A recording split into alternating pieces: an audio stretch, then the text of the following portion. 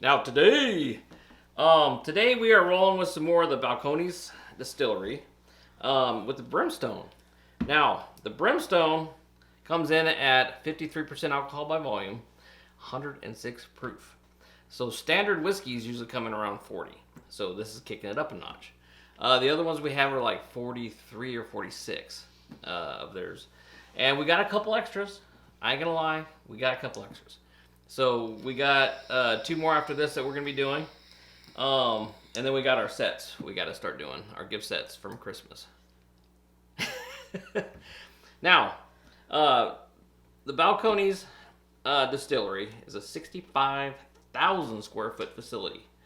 So it's massive, and they have a good following. We got the Brimstone because we heard, okay, I like barbecue-y kind of drinks, and we heard this is smoky, tasted kind of barbecue-y. So, piqued my curiosity. I was like, hey, that sounds pretty tasty. So, we picked this up at Specs, and my list ain't that long because I only got 2 on this one. At Specs, it's about $43.69. Now, if you pick this up at the distillery in Waco, it's a little bit more. So, I still have not found out why it's more expensive to buy from a distillery than it is to buy from a liquor store. I'm guessing the legalities of it probably make it more expensive. So let's get it. You want to try some today, baby? No. Okay. I don't like whiskey, so. I know you don't. I gotta ask. If I don't ask, I'm rude. Now, I've been kind of fangirling the Balcones Distillery stuff because the first one I tried piqued my interest. It had flavors unlike I've tried in other whiskeys, if I can get this off. So I tried another one. And they just seem to get tastier and tastier. I like flavors in my whiskey. And I like stuff that's not like a traditional. And that's what I found at Balcones. So then, if you looked at this bottle, this stuff's dark. It's dark. So, and the funny thing is, we're testing it in a Spirit of Texas glass, and I'm going to test it in a Ben Milam's glass, in which they're all in Texas. Now, these, the Spirit of Texas, cool facility. We haven't been to the Balcones Distillery yet. We've been to the Ben Milam distilleries. Both cool places. Real quick, Ben Milam's distilleries, they're producing it, but they aren't selling their own whiskey yet. They're sourcing their whiskey, which is still cool. Balcones, this is their whiskey. So this is from Texas, born, bred, and raised in Texas. Now, this is blue corn. God, this is dark. This is made out of blue corn, and it says pot distilled Texas scrub oak smoked. So I don't know if they smoke the corn before they mill it or if there's a different smoking process. It's a secret of the distillery. So that is dark. I'm not sure the age. It didn't have an age statement anywhere that I can find. Oh, aged at least 1 day in oak. Wait, I didn't read that last time. Okay, so it's aged at least 1 day in oak. That tells me everything. Ooh.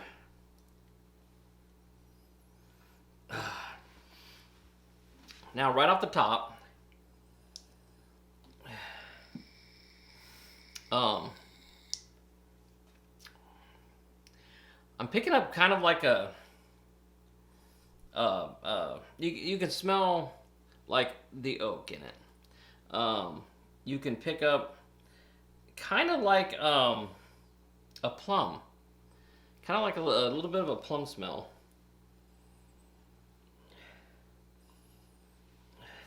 See, now I've never had anything like this. The smell is totally different. It's got a little bit of a leathery smell to it. And the legs on it are nice. When you have good legs on it, the legs are like the flavor. When it has good legs, it's got good flavor. And it's not weak. I mean, it's kind of creamy thicky. Creamy thicky? That's a new word. Creamy thicky.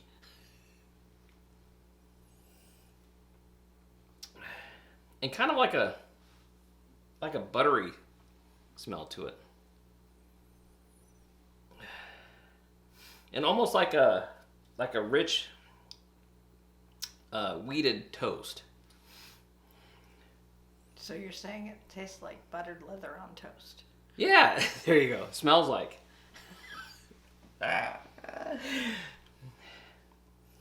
Now, some people love this and some people hate this. I like smoky stuff. I'm a barbecuer guy.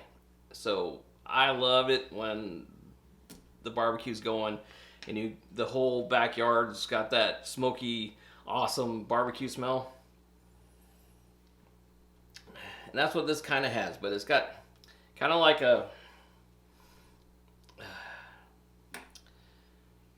it is like a newer leather smell, which I don't know the difference between like a new car leather smell. And like a plum, a little bit of buttery. I can almost smell some vanilla in it too. Just really little. Ooh. This one kicks you. All right. Whole new flavors.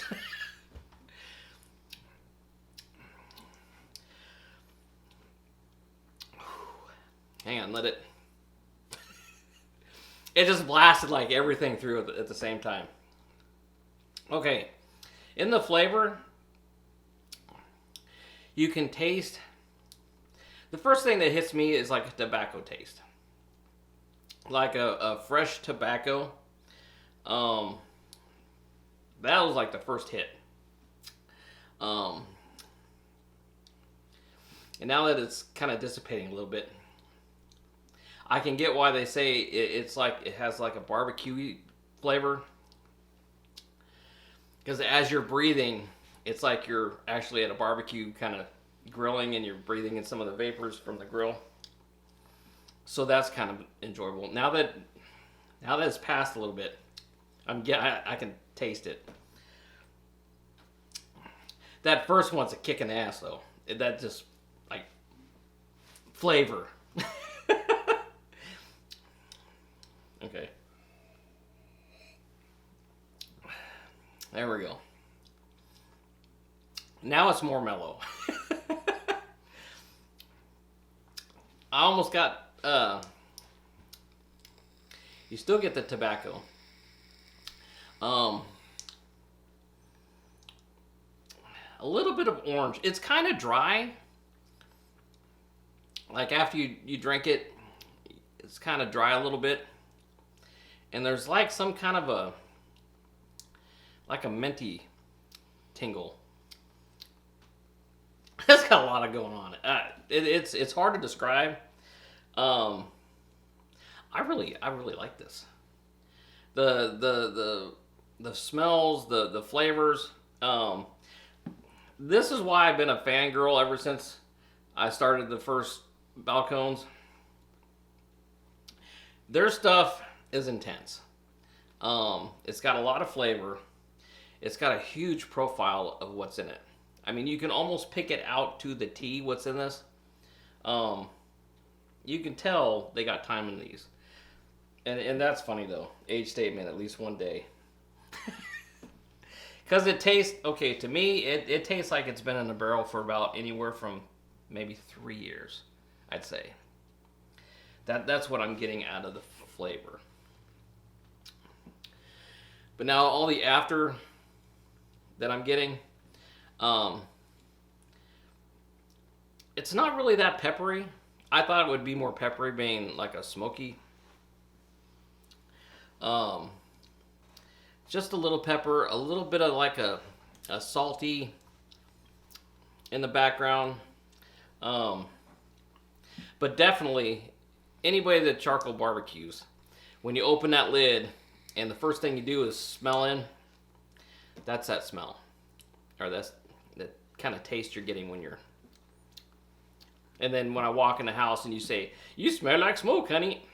There you go. That's what you're smelling. What? Nothing. Yeah. Once you get past that first thing is just, it's a Texas kick with a boot. All right, I need to try this on ice. This wouldn't be a daily drinker for me. This would be like a special occasion drink. Because sometimes I want to come home and I like stuff with flavor. And sometimes I'm in a certain mood. And that's why I'm collecting, more of them. Because they seem to tend to be in a mood that I'm in. Which one I'll grab and just have a little bit.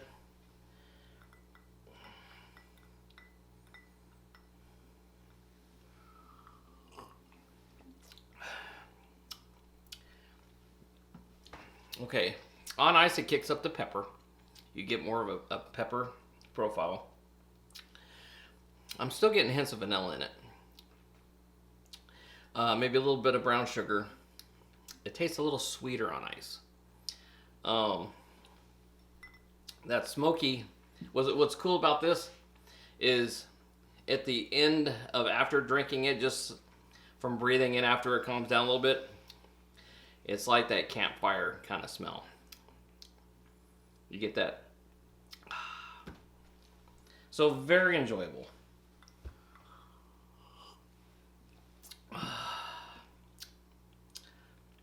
And what always gets me about whiskey is some people spell whiskey with an E and some don't. And they're spelling it without the E. So I'm not sure exactly why. But it's very tasty. What do you think, baby? I think you like it. I do like it. I really enjoy it. Like I said, my whiskeys, for me, I'm not an everyday whiskey drinker. I'm an occasional whiskey drinker. And that's why I have this variety. I just like different flavors for different times. I think I've had like over 400 whiskeys.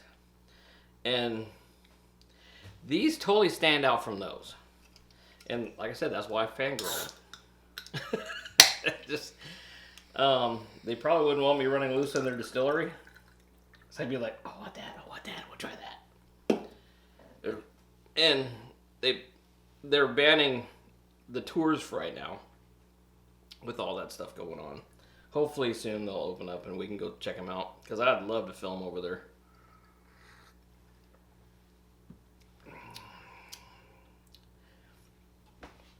Now with the Canada Dry Bold with this,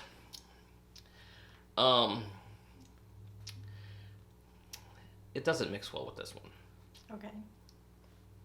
It doesn't taste right. See, I thought Canada Dry mixes good with everything. In this one, it's not right. As a matter of fact, hang on.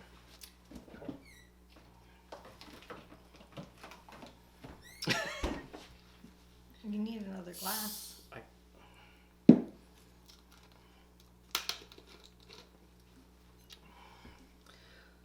See, I thought I would have had a sure shot with that.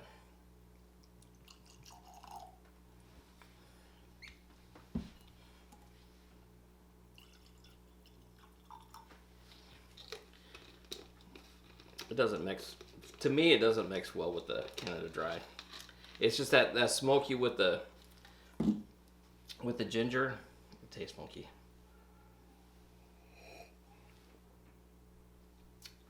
Yeah. So for me, if I was gonna mix this in a mixed drink, I'd probably hit the Coca-Cola. That brings out the sugars, and you still get, it's like drinking a smoky Coca-Cola. It's kind of cool. So the Canada Dry with this, yeah, it's okay. This mix is better for me with the Coke. And then now next week, so what do I think about this? Is badass, and I'm glad I bought this. Next week, should we try the baby blue or the Texas single malt? I don't know. Whatever you want to try. I got you the blue one for Christmas. Okay, that's right. We'll go with the baby blue next week. Because you like the light blue one. Yes. So. And that was my Christmas present. So we'll try that next week.